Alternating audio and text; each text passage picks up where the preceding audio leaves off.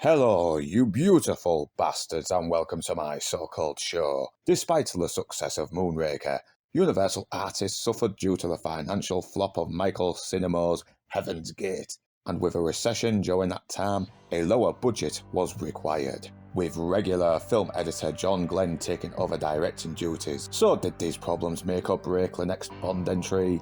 Well, annoying skate figure teens and blonde mute strongmen, this is For Your Eyes Only. For your eyes only can see me through the night.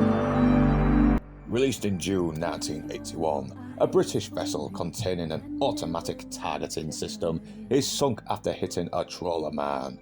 A family called the Havelocks is called to locate the vessel by the orders of MI6 Chief of Staff Bill Tanner, but they are gunned down in front of their sexy daughter Melina, played by the equally sexy Caroline Bouquet. So Bond must locate the sunken vessel and retrieve the targeting system before the Russians do, but could Melina's thirst for vengeance compromise his mission? For Your Eyes Only, while suffering from a lower budget, is a back-to-basics Bond adventure that has its moments, but also has some things preventing it from being one of the best Bond films ever. It was also the only Bond film that showed Roger Moore could be serious as the character when he needed to.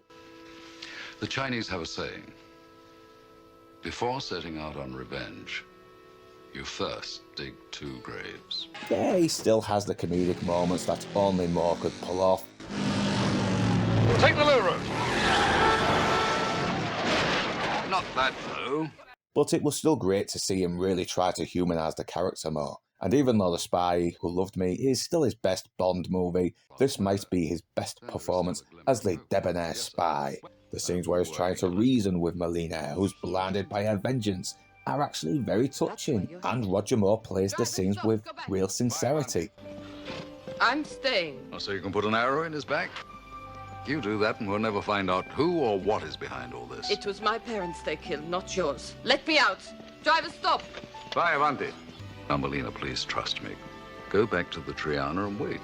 Let me find out what I can here, then I'll come straight to Corfu, I promise you. Okay. I'll go back and wait. But not for long. It won't be, I swear.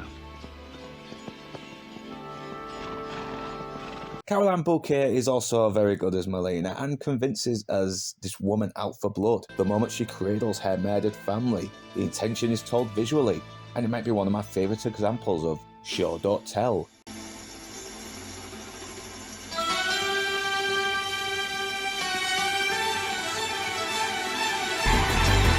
Son of a bitch must pay. And the character is also capable in fight. She looks good with a crossbow, and damn, once again she has those eyes that I can't help but get lost in. But she's no Mary Sue either. She is flawed, she's angry, vengeful, walks into obvious traps, and is unaware of her actions causing more harm.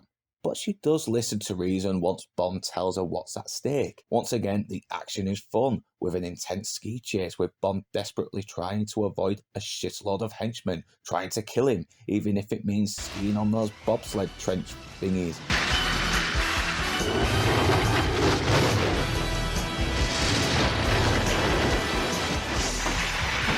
Or rudely interrupting people trying to have a nice meal.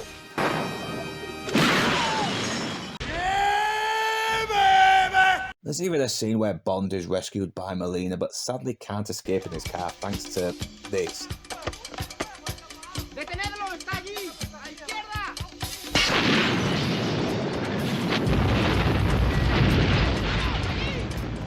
Well, I hope you have a car. Leaving Bond to resort to other desperate measures like this. It's funny, but at the same time forces Bond to rely on his wits in a situation that leaves him more vulnerable. There's other intense scenes with Bond and Melina trying to retrieve the targeting system from the sunken vessel while avoiding more arseholes trying to kill them as well as Bond and Melina being dragged through a shark-infested ocean by main villain Christastos, played by Julian Glover. But my favourite action scene has to be with Bond mountain climbing to infiltrate the rendezvous point, and it takes its time, making you take in every detail of every precaution Bond has to take to avoid falling. It's suspenseful, and has me on the edge of my seat every time.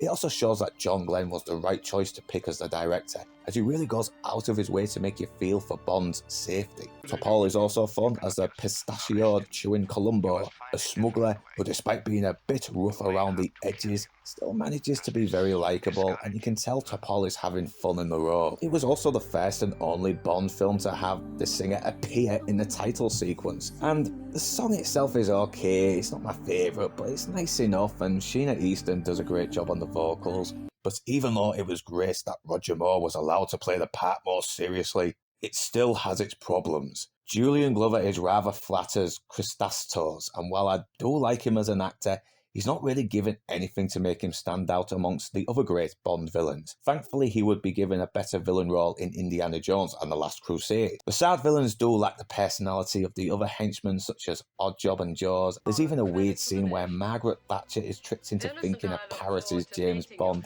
Meanwhile, if there is anything I can do for you... Give us the kittens! Give us the kittens! Well, really, Mr. Bond. And I really don't think Bond and Melina convince romantically. Moore was already in his 50s by this point, and while he looked good for his age, he still looked his age. And back to the scene where he's trying to reason with Melina, he comes across Moore as a stern but caring father figure trying to help this young woman with her anger. And to see him suddenly sleep with her came across as weird. There's even a scene with Holly Lynn Johnson as the very annoying teenage figure skater BB, who is trying to get Bond to split her in half. Don't you like me? Why, I think you're wonderful, BB, but I don't think your Uncle Harry would approve. Him? He thinks I'm still a virgin. But to the writer's credit, he does turn her down, and even Bond is very uncomfortable with what is happening. And it does lead to this funny line. Yes, well, you get your clothes on, and I'll buy you an ice cream. But the worst thing about For Your Eyes Only is actually having Bond get his revenge against Blofeld for killing his wife in the opening sequence. Not as the main plot, but in the opening sequence. This is one of the most tragic and powerful moments to have in a Bond movie. And it's followed up just for an opening sequence. Don't get me wrong, it is understandable since Kevin McClory had the rights to Blofeld and they couldn't actually state legally this was Blofeld without Kevin McClory suing him. But it's such a wasted opportunity ruined by people who just couldn't put their own interests and differences aside for the fans.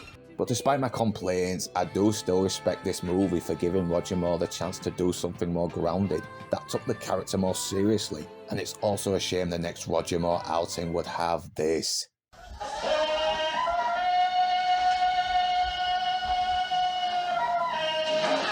But I digress. While its problems prevent it from being one of the greatest Bond films ever, it's a more stripped back, humble effort with tension, incredible stunts, and enough beautiful locations that are not just for your eyes only, but for the eyes of everybody.